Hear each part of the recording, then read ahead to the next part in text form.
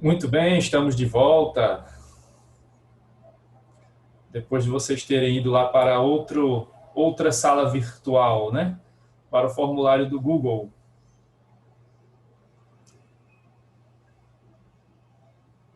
Primeiro eu quero saber as impressões de vocês. O que é que vocês acharam? Foi fácil trabalhar por lá? Foi tranquilo? Como é que foi essa experiência?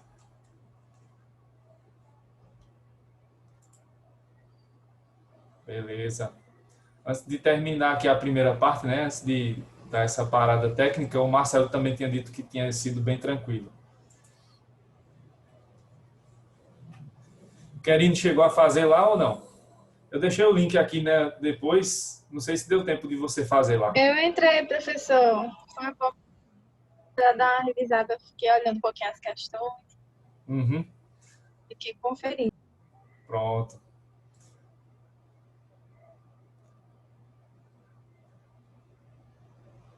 Vai ficar lá disponível depois para quem quiser responder.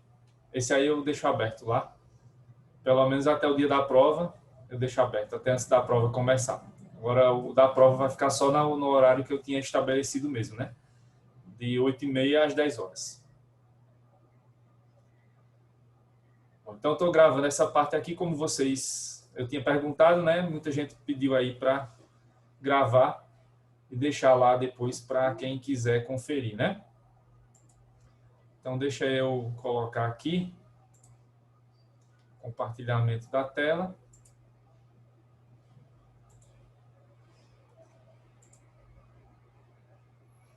Aqui. Então, ó, como fica para mim aqui, né? Então, o exercício de revisão tal, e aí eu vejo quantos mandaram, 12 pessoas já enviaram aqui.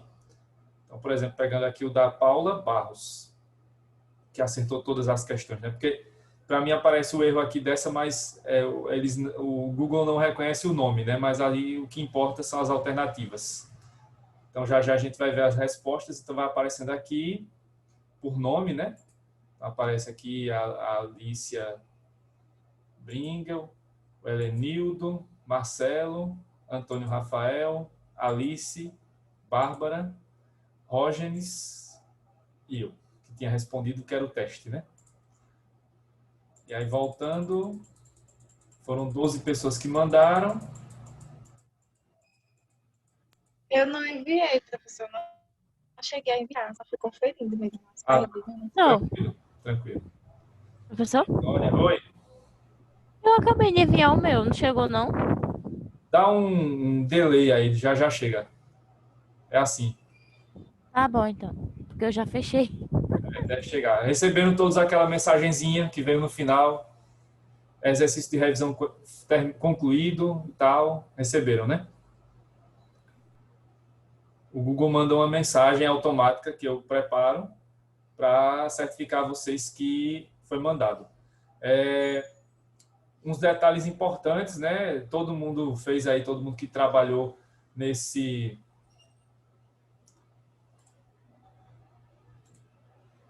Vocês estão vendo a tela das respostas ou não? Porque para mim está aparecendo aqui compartilhamento pausado. Não sei se vocês estão vendo a tela das respostas. Não, professor, eu só tô vendo uma tela Zoom. Não Ah, tô tá. vendo tela de respostas não. Pronto. Então foi errado aqui. Peraí, deixa eu colocar de novo. Agora sim. Agora acho que vocês estão vendo, né? Sim, sim, professor. Pronto. Chegou mais um aqui da Elisa. Já chega mais. Então, como eu estava mostrando, né? Acabei mostrando, mas não mostrei. Eu vou vendo aqui os nomes de vocês, então está tudo registrado, tudo direitinho. Lembre-se de que na prova também, quando for para valer quinta-feira, tem que colocar o nome, né? Prova sem nome não tem valor jurídico, então, né? Não existe para fins jurídicos, então tem que sempre colocar. Vocês viram lá que a resposta é obrigatória, né? Então, primeira coisa, quando começar a prova, bota logo o nome completo para ficar logo registrado, para não ter o risco de ter nenhum problema, certo? Então, os nomes e depois vem as respostas. E aí, para mim, já aparecem aqui as respostas, né? Deixa eu olhar aqui, vamos olhar, né? Então, Da última pessoa que mandou para a primeira, Elisa foi quem mandou agora, chegou agora, né? Vitória, Jennifer, chegou. Foi a número 11. É porque vai chegando e misturando aqui. Você acabou de chegar, Elisa. Tudo certo. Emanuel, Paula, Alícia, Helenildo, Marcelo, Antônio Rafael, Alice, Bárbara, Rógenes e o teste que eu fiz logo cedo. Mas aí, antes de começar as respostas, eu estava perguntando aqui para quem estava chegando e quem chegou agora. O que é que vocês acharam? Foi tranquilo? Tiveram algum trabalho aí para fazer o exercício? Do ponto de vista técnico, né? É fácil usar o Google Forms? Foi tranquilo? Do ponto de vista técnico, é tranquilo. Pronto. Do ponto de vista interpretativo, é que complica um pouquinho, né, professor? Mas sempre a gente confunde um pouquinho, mas vamos ver, né, agora, com as suas respostas. Sim. Não, é o treino, né? Aqui tá tudo tranquilo, não tem problema. Errando aqui não tem problema, acertando também não tem, porque era só Até realmente porque um o teste. tempo é curtinho, né, professor? O tempo foi curto, aí dá aquela ansiedade, a pessoa não é essa, não é, e vai. Foi curto. Foi só realmente para fazer esse teste, mas está lá disponível, né? Então, até o dia da prova vai ficar lá disponível para vocês. Bom, então, vamos dar uma olhada aqui nas questões. Vou pegar esse exercício da Jennifer para ser o exemplo, porque ela acertou todas. Então, eu estava mostrando, né? Para mim aparece dessa maneira, então vai aparecer o nome de cada um de vocês. Tem que sempre colocar o nome mesmo, senão não tem valor jurídico. E aí eu vejo o nome e já vai aparecer para mim quantos acertos vocês tiveram, né? Porque a prova é de marca X, então já automaticamente já tem a correção aqui. Então, deixa eu mostrar para vocês, vamos ver, né? As respostas. Eu acabei errando aqui, né? Um erro aqui que foi repetir essa questão, que ela já tinha sido do exercício, né? Mas aí, quem não tinha feito, fez agora. De qualquer forma, enquanto vocês estavam fazendo os exercícios, eu procurei mais algumas questões. Se der tempo, a gente vê mais questões. Nunca é bom, nunca é demais, né? Ver questões sobre o assunto. E a ideia aqui, tanto lá nos exercícios valendo ponto, quanto aqui na revisão, foi mostrar a vocês, primeiro, que o que eu estou dando aqui na nossa sala de aula virtual, os assuntos que eu estou passando aqui, não são delírios de um professor maluco, né? São assuntos que realmente estão, que existem na vida real, né? Que são ali discutidos, debatidos pelos autores, pelos principais autores de direito constitucional, e são assuntos que são cobrados nos concursos que vocês em breve vão fazer, ou até já fizeram, porque tem questão até de nível médio aqui que aparece, né? Então, é importante para isso, para mostrar a vocês também que fora da nossa sala de aula virtual, tem também cobrança sobre esses assuntos, e são assuntos que realmente são importantes aqui para os estudos em geral do direito constitucional. Então, o objetivo é esse. E também mostrar outros tipos de questões para que vocês também comecem a se acostumar com eles. Na minha prova de quinta-feira, questões desse tipo aqui da primeira não vão aparecer, tá? Questões que têm assertivas, né? 1, 2, 3, para dizer se a 1 está certa, 2... Não. As minhas questões elas são mais simples, elas são naquele esqueleto das questões mais básicas, tipo essa aqui, a segunda, que tem um enunciado e tem as alternativas. A minha prova quinta-feira sempre vai ter 5 alternativas, né? Sempre 5, e sempre vai ser nesse modelo aí, né? Com a questão, com o enunciado, para vocês dizerem ali, né? Responderem qual é daquelas a resposta certa ou a errada. Aí vale sempre a ressalva, super importante. Sempre se lembrem de olhar o enunciado da questão antes de marcar a resposta. Por quê? O maior erro que vocês cometem aqui nessas provas não é um erro cometido porque vocês não sabem do assunto. O maior erro cometido é porque vocês se confundem na hora da resposta. Tipo, eu pedi no enunciado a alternativa certa. Aí muita gente vai lá, se embaralha na história e marca errado, né? Perdeu a questão. O contrário também, eu peço a alternativa errada, aí muita gente se atrapalha e marca certa. Então, cuidado com isso, para não se passarem nessa questão das respostas aí. Então, antes de marcar, olha mais uma vez anunciado para ver o que é que a questão está pedindo, se é a alternativa certa ou a errada, certo? Nos concursos, geralmente, quando não diz qual é a alternativa, ele quer a correta. Quando ele quer a errada, geralmente vai aparecer. Marca a alternativa errada, marca a alternativa que não corresponde ao não sei o quê. É sempre assim, né? Mas aqui, na minha prova, vai ter sempre lá, marca a alternativa certa ou correta, marca a alternativa errada ou incorreta. Então, cuidado para não se confundir com isso, tá? Então, o estilo da minha prova não é prova de concurso, as questões sou eu mesmo que elaboro na minha prova, então são questões minhas próprias, né, com base nos assuntos dados em sala de aula. É só para vocês se acostumarem com esse estilo aí, né, com o esqueleto das questões. Mas, por exemplo, questões que têm assertivas, questões de certo e errado, e uma errada numa certa não vai ter, aqui não é prova da CESP, né? Então, esse tipo de questão não aparece, mas esse tipo aqui, como essa segunda, né?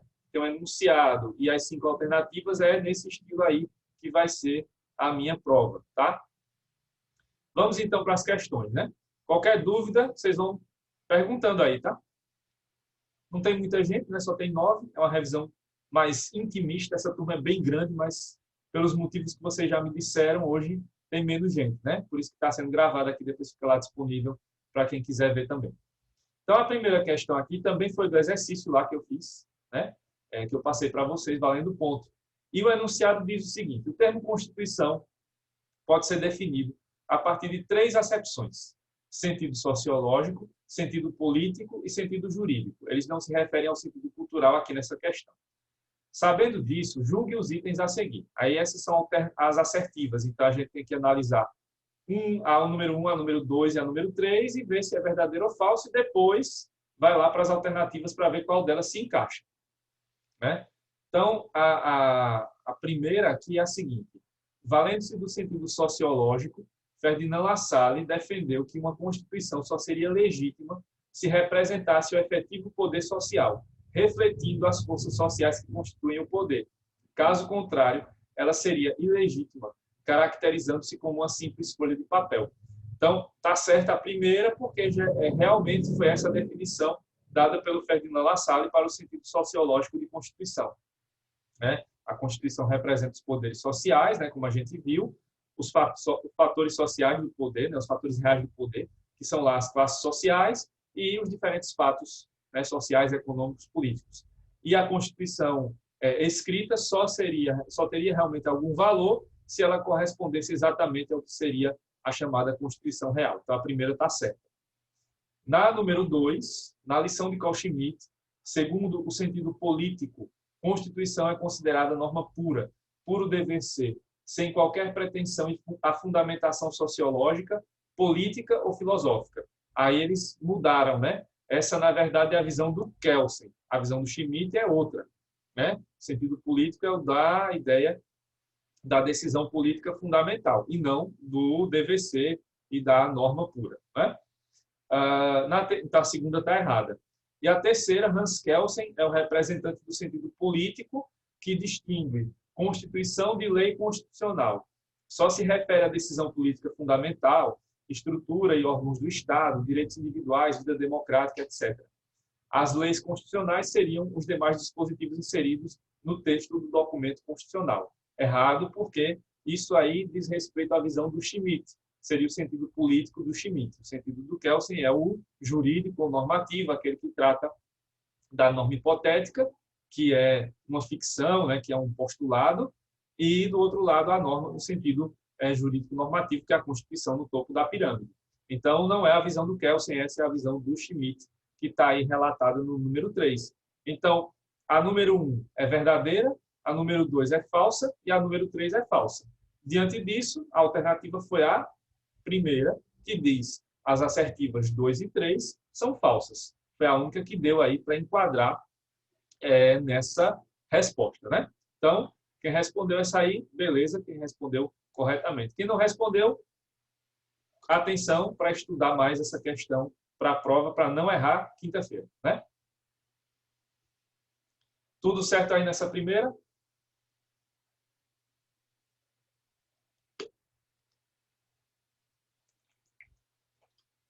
Aí a segunda questão. Acerca do conceito das classificações e dos princípios fundamentais da Constituição, assinale a alternativa correta. Vamos lá. Primeiro, quanto à forma, as constituições podem ser materiais ou formais. Não. Né? Essa é outra classificação. Quanto à forma, elas podem ser escritas ou não escritas. Então, atenção a essas denominações das classificações de Constituição.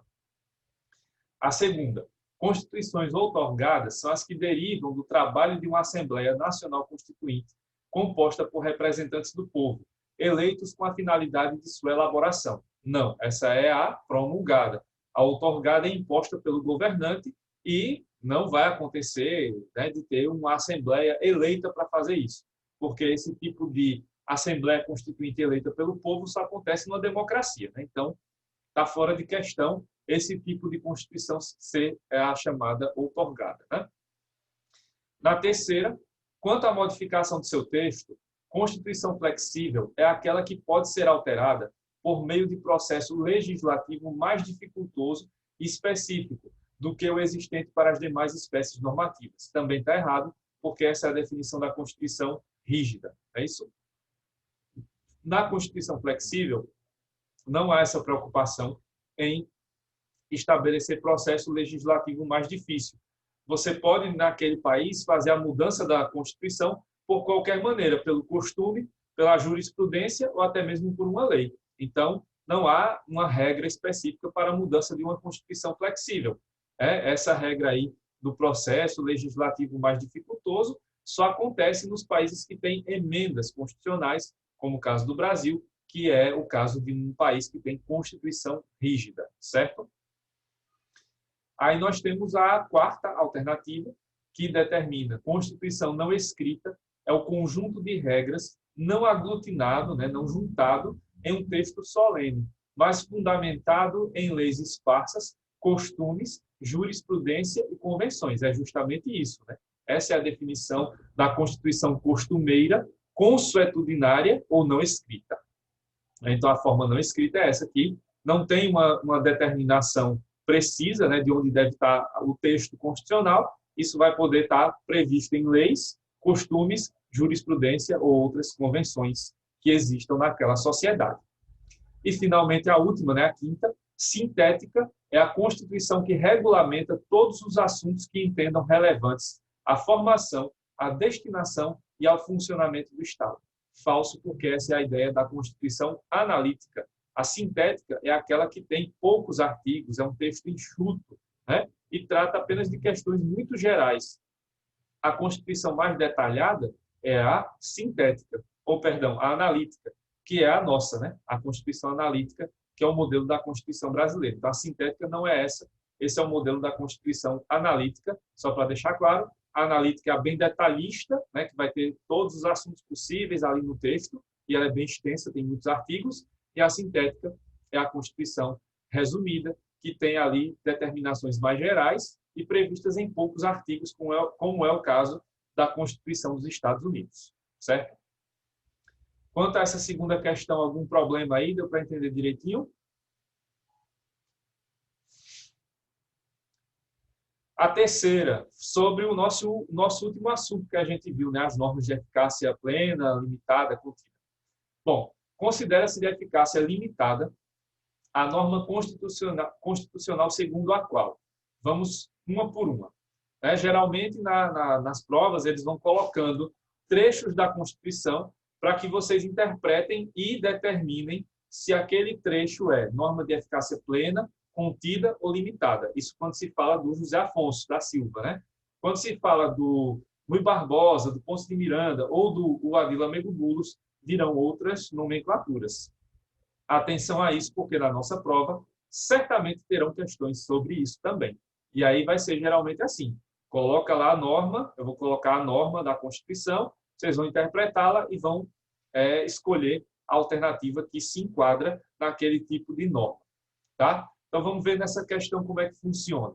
A primeira alternativa que aparece é a seguinte. É vedada, é proibida, a utilização pelos partidos políticos de organização paramilitar. É o que está no artigo 17, parágrafo 4º da Constituição.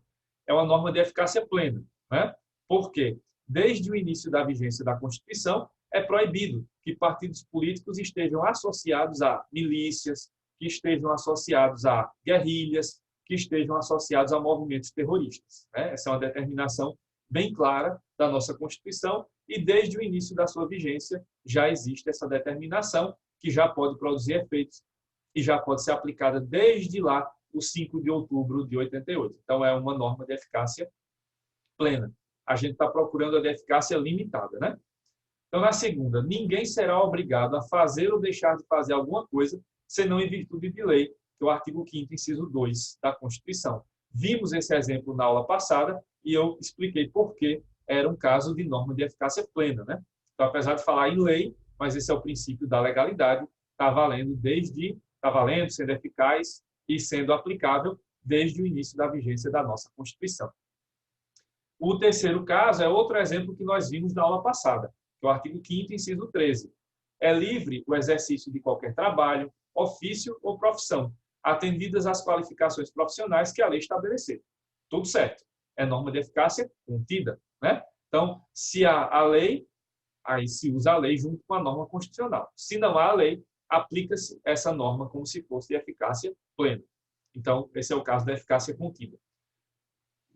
A outra alternativa é direito dos trabalhadores urbanos e rurais à proteção em face da automação, na forma da lei. É o artigo 7º, inciso 27.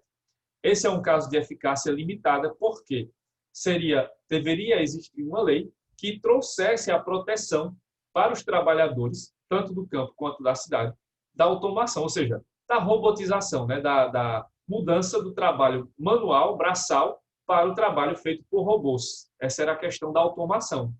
Essa lei não existe, né? Até hoje ela não existe. Então, só dá para aplicar esse dispositivo aí quando houver a lei. Então, é o caso específico de norma de eficácia limitada.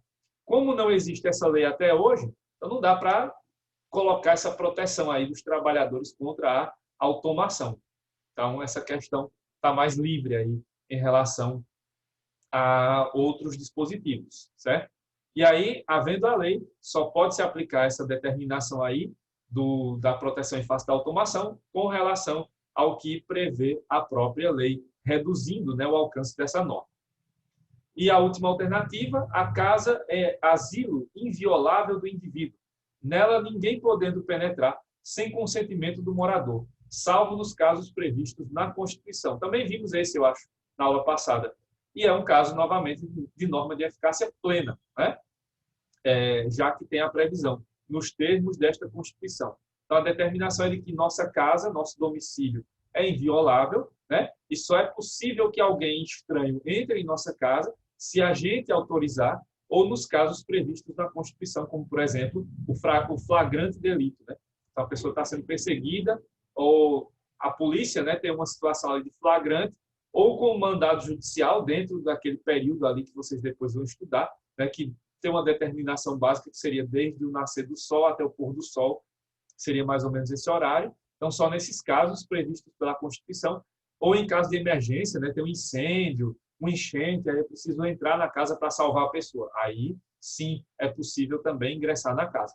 Mas, nesses casos, há a previsão prevista, a previsão determinada pela Constituição, então é um caso de norma de eficácia plena. Então, a resposta é mesmo essa aí, do artigo 7º, inciso 27. E, finalizando nosso exercício, né, aqui, acerca da classificação das constituições, assinale a afirmativa incorreta. E aí temos, então, as opções. Outorgadas ou ditatoriais são as constituições impostas unilateralmente por uma pessoa ou grupo que exerce poder político sem respaldo popular. Certo, né? Então, essa é a definição de uma constituição outorgada, uma constituição que não é democrática. Na segunda, promulgadas, democráticas, votadas ou populares, são as constituições elaboradas com a efetiva participação do povo, que, para tanto, elege uma Assembleia Nacional Constituinte com a tarefa de elaborar o texto constitucional em conformidade com os anseios populares. Também está certa, já que essa é a definição de uma Constituição democrática ou promulgada. Terceira, rígida é a Constituição somente alterável mediante processo, solenidades e exigências formais especiais, diferentes e mais difíceis que os de formação das leis ordinárias ou complementares. Também está certo. Essa é a definição de uma Constituição rígida.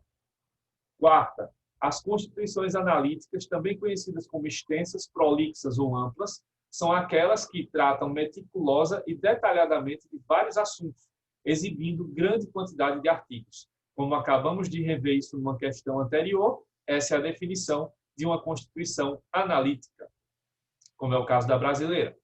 E a última questão, para que sobrou, né? As constituições dogmáticas, também chamadas, conhecidas como históricas, consagram valores dominantes na época de sua elaboração. Podem ser escritas ou não, e elaboradas de uma vez só, ou ainda, ao longo do tempo, pelo poder constituinte derivado.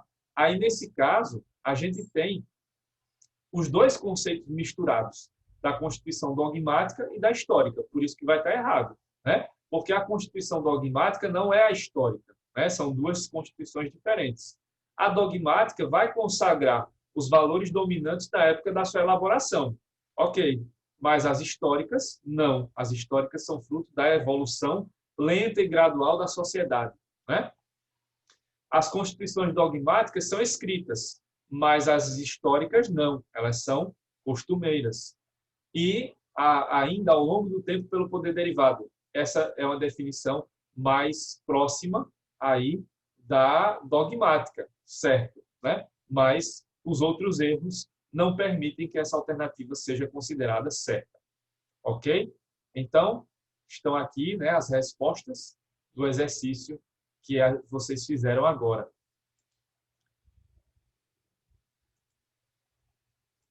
Vamos seguir aqui para as atividades, né?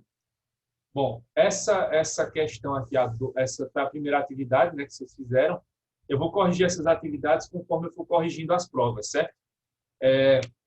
Se vocês precisarem, eu vou fazendo as correções e vou informando quantos pontos vocês vão tendo, né? Se não for preciso, se vocês tirarem 10, eu nem olho para essas respostas aí, né? Mas se for preciso, eu vou olhando e vou acrescentando a pontuação. A nota da prova já vai sair com os pontos, certo? Então, quando sair lá no sistema a nota da prova, ela já vai sair com os pontos que vocês obtiveram com as atividades. Mas antes de sair a nota total, eu vou responder por e-mail dizendo lá, essa atividade valeu tanto, ou valeu 1 ponto, ou valeu meio ponto, ou não valeu nada, né? Então, vai vir uma resposta, eu vou mandar uma resposta para vocês pelo e-mail, certo? Antes de sair o resultado da prova, com esse resultado aí dos pontos. Se vocês não receberem e-mail, aí já é um bom sinal, porque não precisou corrigir, né? Então, se recebeu e-mail, já sabe que eu estou corrigindo lá porque precisou de alguma coisa, né? Mas, de qualquer forma, eu farei a correção de quem precisar. Lembrando, esses exercícios só vão valer ponto para quem fizer a prova na quinta-feira. Se alguém faltar a prova e deixar para fazer na reposição, esse exercício não vale, certo? Não vai valer ponto extra para a reposição, só vale para a prova da quinta-feira, certo? Então, vamos lá para as questões. Então, nessa primeira atividade, né, que foi entregue lá no dia 20 de agosto por vocês, tínhamos essa questão. Suponha que, como resultado dos trabalhos de uma Assembleia Nacional Constituinte, convocada ao fim de um período e processos revolucionários, entre em vigor, em determinado país, uma nova Constituição que estabeleça que a alteração do texto constitucional se dê por deliberação do mesmo órgão responsável pela elaboração da legislação ordinária, embora mediante procedimento mais complexo e quórum mais elevado do que o previsto para essa. Nessa hipótese, tem-se, respectivamente, quanto à origem e alterabilidade, uma Constituição. Aí só um detalhe. Quando eles falam em Constituição quanto à alterabilidade, é aquela classificação da Constituição rígida, da semi-rígida e da flexível, que é a possibilidade ou não de alteração. Então, é outra forma de se definir essa classificação. A resposta aqui dessa primeira seria a letra D de dado, né? Que determina o quê? Essa Constituição foi promulgada por ser fruto do trabalho de uma Assembleia Nacional Constituinte e rígida, em virtude da existência de procedimento próprio e mais dificultoso para a alteração do texto constitucional. ainda que a cargo do órgão legislativo ordinário, certo? Então, a resposta aqui é a letra D de dado, por essa razão. Essa é uma Constituição feita por uma Assembleia eleita pelo povo, certo? E ela definiu critérios mais difíceis para mudar as normas constitucionais. Isso só acontece quando você tem a possibilidade de se fazer emendas. Então, nesse caso, a Constituição aqui foi também uma Constituição de natureza rígida. Então, quanto à origem, promulgada, quanto à sua possibilidade ou não de alteração, rígida. Certo? Então, a resposta aí foi letra D de dado. Essa segunda aqui eu já respondi, né? Que foi lá que a questão que repetiu, né? Então, aqui também a letra A, alternativas 2 e 3 são falsas. Aí vamos lembrar um pouquinho dessas outras questões. Explique com base na doutrina e com suas palavras qual é a natureza jurídica do direito constitucional e se o direito constitucional ainda pode ser considerado um dos ramos do direito público. Essa questão foi lá do nosso primeiro assunto, das noções gerais. Só lembrando aqui pontos, né, que vocês vão argumentaram cada um à sua maneira. Mas uma resposta padrão aqui seria o seguinte. Primeiro, qual a natureza do direito constitucional? Seria direito público fundamental, segundo o José Afonso da Silva, né? Isso aí a gente já viu. Porém, hoje é cada vez mais complicado colocar o direito constitucional como um mero ramo do direito público, já que o direito constitucional e a Constituição, que é a nossa principal base, tem normas que tanto tratam do direito público quanto do direito privado. Basta lembrar daquelas lá do casamento, né? Do direito de família, as formas de família e tal, né? Casamento, as formas de união familiar, casamento, união estável, entidade monoparental. Então, a própria Constituição trata de questões de família, né? Que são questões extremamente privadas, né? Que é coisa mais privada do que a vida íntima de um casal ou de uma família, né? E a Constituição trata disso. Então, hoje é cada vez mais difícil você definir de maneira precisa o direito constitucional como ramo do direito público, porque lá na Constituição tem normas de direito público e de direito privado. Então, dá para dizer que é um dos ramos do direito público? Dá, mas não só, né? Porque hoje, tanto há normas na Constituição de direito público, né, que tratam da separação dos poderes, das entidades federativas e tudo mais, quanto existem também normas de direito privado. Então, não dá para dizer com ampla certeza que o direito constitucional vai ser resumido apenas ao direito público. Muito pelo contrário, né? Aqui existe uma abertura para que ele seja hoje chamado de um ramo do direito fundamental para todas as áreas, tanto do direito público quanto do direito privado. E aí a quarta questão, explique com base na doutrina e com suas palavras qual é a relação existente entre o direito constitucional e o direito penal brasileiro, esclarecendo se a proibição da pena de morte e da prisão perpétua é uma garantia estabelecida pela Constituição de 88. Primeiro, a questão do direito constitucional com o direito penal é uma relação muito próxima que existe entre as duas áreas do direito, principalmente porque houve essa preocupação da Constituição, dos constituintes, de estabelecer as principais garantias penais no texto constitucional. Isso foi uma forma de resposta às atrocidades cometidas pela ditadura militar no período anterior a 88. Então, para que se garantisse mais direitos ao povo, né, e para que se garantisse um processo justo quando houvesse uma acusação de crime, então veio a Constituição e trouxe várias garantias. E aí a questão da pena de morte e da prisão perpétua são garantias estabelecidas, né, como proibições. Então, a regra no Brasil é da proibição da pena de morte e da proibição da prisão perpétua, justamente porque prisão perpétua e pena de morte já foram usadas em outros períodos autoritários no Brasil.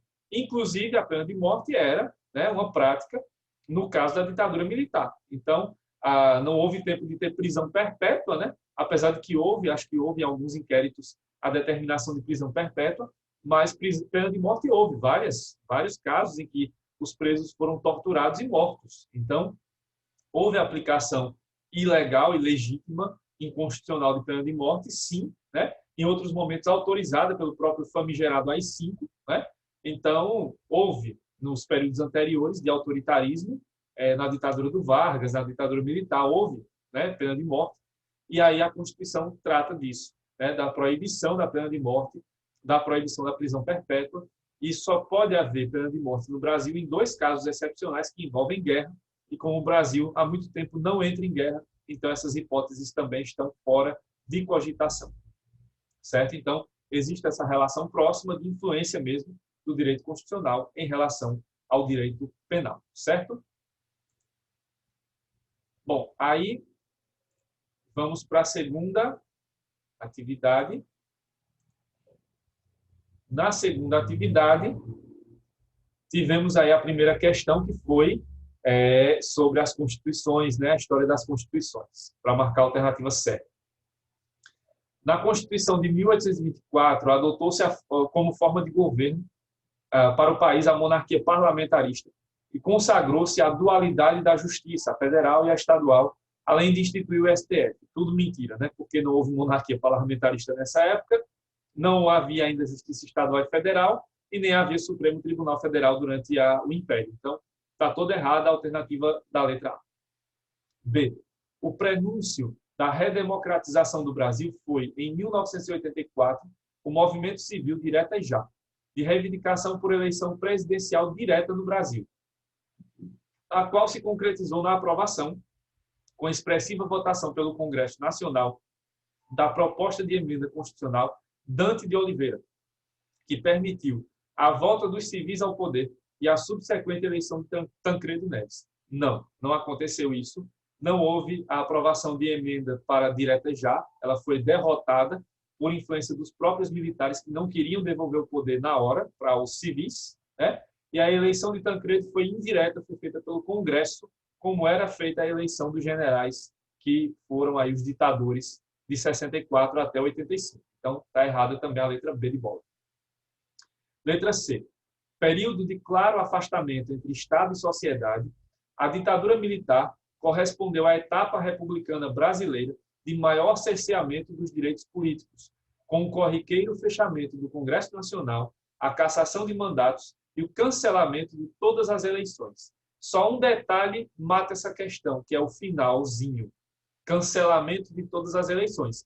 Vocês lembram muito bem que houve eleições durante a ditadura, mas havia eleições para quem? Para prefeito, né, nas cidades pequenas, que não eram estratégicas, né, para o regime militar.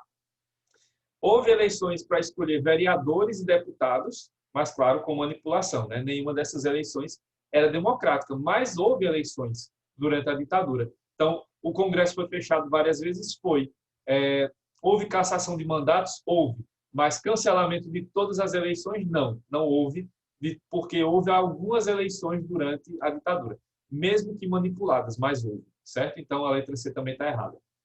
Letra D. A Constituição de 37 era muito parecida com a de 34, devido à coincidência de fatores políticos que marcaram a sua elaboração.